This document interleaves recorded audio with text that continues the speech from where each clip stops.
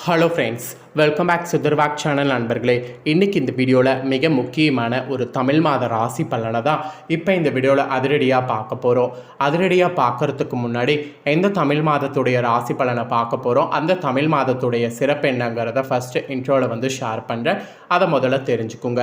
தற்போது தமிழ் மாதத்தில் 2வது மாதமான வைகாசி மாதமானது நடந்துகிட்ருக்கு. இந்த வைகாசி மாதம் முடியறதுக்கு இன்னும் சில நாட்களே இருக்குது. இந்த வைகாசி மாதம் முடிந்ததுக்கு பின்னாடி அடுத்த தமிழ் மாதமானது பிறக்க போகுது. பிறக்கக்கூடிய அடுத்த தமிழ் மாதம் என்ன மாதம் அப்படின்னு பார்த்தீங்கன்னா ஆணி மாதம். ஸோ ஆணி மாதம் பிறந்ததுக்கு பின்னாடி கிரகநிலைகளோட அடிப்படையில் ஒவ்வொரு ராசிக்காரங்களுக்கும் ஒவ்வொரு வகையில் பலன் கிடைக்கும் என்பது குறிப்பிடப்படுது. அப்படி கிடைக்கக்கூடிய பலனை அந்தந்த ராசிக்காரங்க தெரிஞ்சு பலனடையணுங்கிறதுனால ஆணி மாத ராசி பலனை ஒவ்வொரு ராசிக்காரங்களுக்காக டீப்பாக எக்ஸ்பிளைன் பண்ணிட்டு இருக்கிறேன், கிரகங்கள் அமைததை பொறுத்து. அந்த வகையில் இன்னைக்கு இந்த வீடியோவில் சிம்ம ராசிக்காரங்களுக்கு எக்ஸ்பிளைன் பண்ண போகிறேன். சிம்ம ராசியில் பிறந்த நேயர்கள் உங்களோட ராசிக்கு கிரகநிலைகளால் ஆணி மாதம் என்ன பலன் கிடைக்கும் அப்படிங்கிறத இந்த வீடியோவை பார்த்து தெரிஞ்சு பலன் பெறுங்க. ஆணி மாதங்கிறது ஒரு சாதாரண மாதம் கிடையாது. இது ஒரு முக்கியமான மாதம் என்று சொல்லலாம். ஏன்னா இந்த மாதத்தில் நிறைய ஆன்மீக சார்ந்த விஷயங்கள் நடக்கும். ஜோதிட ரீதியாக கிரகங்களும் மாறும். ஆக்சுவலி நம்ம லைஃப்பில் நடக்கக்கூடிய நல்லது கெட்டதுகளுக்கு காரணமே நவக்கிரகங்கள் தான். நவக்கிரகங்கள் நமக்கு சாதகமான முறையில் அமைஞ்சால் சாதகமான பலன் கிடைக்கும். நவக்கிரகங்கள் நமக்கு பாதகமான முறையில் அமைஞ்சால் பாதகமான பலன் கிடைக்கும். ஸோ நவக்கிரகங்கள் எப்படி அமைதோ அதை பொறுத்து தான் நமக்கு பலன்கள் கிடைக்கும். அதனால் நவக்கிரகங்கள் அமைகிறதெல்லாம் நம்ம சாதாரணமாக நினைக்க முடியாது. நம்ம லைஃப்பில் நம்ம நம்பினாலும் நம்பாட்டியும் நம்மளுக்கு நடக்கக்கூடிய அப்ஸ் அண்ட் டவுன்ஸ்களுக்கு காரணமே கிரகங்கள் தான். அப்பேற்பட்ட கிரகங்கள் ஆணி மாதம் உங்களுக்கு எப்படி இருக்க போதுங்கிறத முழுசாக ஷேர் பண்ணுறேன். ஆக்சுவலி இப்போ சூரியன் மிதுன ராசியில் பயணம் செய்ய போகிறாரு. கரெக்டாக எப்போ ஆணி மாதம் பிறக்க போகுதுன்னா ஜூன் 15ஆம் தேதி ஞாயிற்றுக்கிழமை பிறக்க போகுது. ஸோ ஆணி மாதத்துக்குன்னு சில ஆன்மீக ரீதியான சிறப்புகள் இருக்குது. அதை முதல்ல ஷேர் பண்ணுறேன். அதை முதல்ல இந்த வீடியோவில் தெரிஞ்சுக்குங்க. மிதுன மாதம் என அழைக்கப்படக்கூடிய ஆணி மாதம் ஞாயிற்றுக்கிழமை இந்த வருடம் பிறக்குது. ஆணி மாதத்தில் பல முக்கிய விசேஷ தினங்களும் முகூர்த்த நாட்களும் வரும். ஆக்சுவலி ஆணியில் திருமஞ்சனம் எனப்படக்கூடிய திருவிழா சிவ ஆலயங்களில் சிறப்பாக நடைபெறும். அன்றைக்கி என்ன நடக்கும்னா, நடராஜர் இருக்கிறாரில் அந்த நடராஜருக்கு பார்த்திங்கன்னு வச்சுக்கோங்களேன், சிறப்பு அபிஷேகங்கள் எல்லா கோவில்கள்லையுமே நடைபெறும். அப்புறம் காரைக்காலில் ஆணி மாத பௌர்ணமியொட்டி மாங்கனி திருவிழா நடைபெறும். பல்வேறு சிறப்புகள் கொண்ட இந்த ஆணி மாதத்தில் நிறைய முக்கிய விசேஷ நாட்கள் இருக்குது. அதெல்லாம் என்னென்னங்கிறத கண்டிப்பாக நீங்கள் தெரிந்து கொள்ளணும். ஆக்சுவலி உத்தராயண புண்ணிய காலத்தின் கடைசி மாதமாக திகழ்வது ஆணி. இந்த மாதம் தேவர்களுக்கு மாலை பொழுது என்று சாஸ்திரத்தில் குறிப்பிடப்படுது. இளவேநீர் காலம் தொடக்கம் என்பதால் இதமான காற்று வீசி வெப்பத்தை தணிக்கும். அதே போல் மகாவிஷ்ணு கூர்ம அவதாரம் எடுத்து பூமியை மீட்டு கொணர்ந்தது இந்த ஆணி மாதத்தில் தான். ஆணி மாத உத்தர நட்சத்திரத்தில் தான் சிவாலயங்களில் சிவபெருமானுக்கு ஆணி திருமஞ்சனம் சாத்தப்படுது. ஆணி மாதத்தில் கேட்டை நட்சத்திரத்தில் தான் ஸ்ரீரங்கத்தில் பெருமாளுக்கு சேஷ்ட அபிஷேகம் செய்யப்படும். ஆணி மாதத்தில் வரக்கூடிய பௌர்ணமி என்று திருச்சி உறையூரில் மேற்கூரை இல்லாமல் எழுந்திருக்கக்கூடிய வெக்காளி அம்மனுக்கு பக்தர்கள் கொடையாக மாம்பழத்தை கொண்டு அபிஷேகம் செய்வாங்க. அப்புறம் வாழையடி வாழையாக தலைத்து சிறக்க வேண்டும் என்பதற்காக திருச்சி மலைக்கோட்டை தாய்மானவர் ஆலயத்தில் பக்தர்கள் வாழைப்பழத்தார்களை காணிக்கையாக படைப்பாங்க. இந்த மாதிரி ஆணி மாதத்தில் நிறைய விசேஷ நாட்கள் இருக்குது. இன்னும் சில விசேஷ நாட்கள் இருக்குது.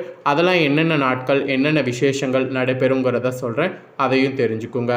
ஆணியில் மாத சிவராத்திரி விசேஷம், சபரிமலையில் நடைத்திறப்பு விசேஷம், ஆணியில் அமாவாசை விசேஷம், தந்தையர் தின விசேஷம், ஸ்ரீ நடராஜருடைய ஆணி திருமஞ்சனம் ஆணியில் விசேஷம், திருமலஞ்சேரி தீர்த்தவாரி ஆணியில் விசேஷம், காரைக்காலுடைய மாங்கனி திருவிழா ஆணியில் விசேஷம், ஆணி பௌர்ணமி வியாச பூஜை விசேஷம், காஞ்சி காமாட்சியம்மன் வியாச பூஜை ஆணியில் விசேஷம், திருவண்ணாமலை ஸ்ரீ மாணிக்க வாசகர் உற்சவம் ஆணியில் விசேஷம், ஆணியில் திருவண்ணாமலை அருணாச்சலேஸ்வரருடைய இதுவும் உற்சவம் விசேஷம், ஆணியுடைய ஸ்ரீரங்க சேஷ்ட அபிஷேகமும் விசேஷம்.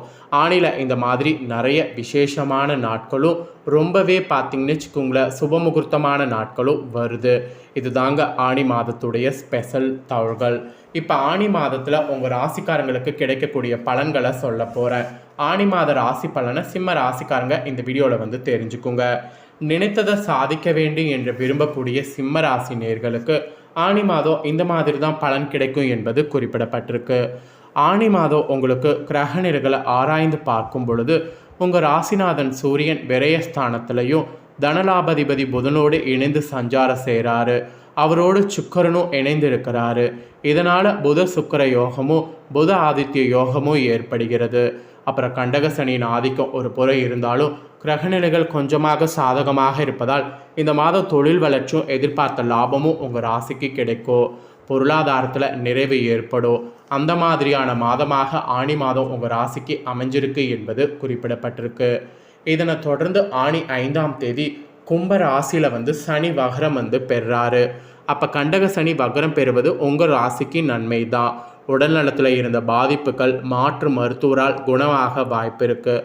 அதே நேரத்தில் உங்கள் ராசிக்கு 6, 7 ஆகிய இடங்களுக்கு அதிபதியானவர் சனி என்பதால் உத்தியோகத்தில் நீண்ட தூரத்திற்கான மாறுதல்கள் கூட உங்களுக்கு கிடைக்கும். சக பணியாளர்களால் ஏற்பட்ட தொல்லைகள் உங்களுக்கு அகலும். அரசு வேலைக்கு முயற்சி செய்யக்கூடிய உங்களுக்கு அதெல்லாம் கூட கைகூடும். பொது வாழ்வில் ஈடுபடக்கூடிய உங்களுக்கு புதிய பொறுப்புகள் கிடைப்பதோடு ஆதாயம் தரக்கூடிய தாள்களும் இந்த மாதம் கிடைக்கும்.